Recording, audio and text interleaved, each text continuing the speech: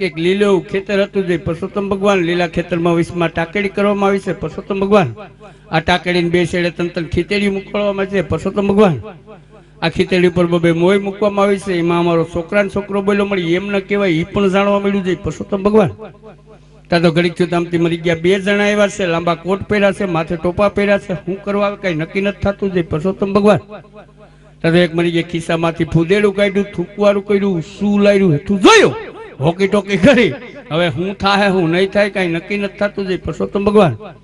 ત્યાં તો ઘડીક થયું આમથી મરી ગયા બીજા બે જણા આવ્યા છે મોઢે શીકલા બાંધ્યા છે માથે ટોપા પહેર્યા છે પગે પૂઠા બાંધ્યા છે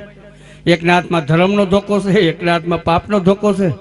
એક મરી ગયો ઓલી ખીતેડી ઉભો એક આ ખીતેડી ઉભો છે પરસોત્તમ ભગવાન ત્યાં તો ઘડીક થયું આમથી બીજા 11 જણા આવ્યા છે બે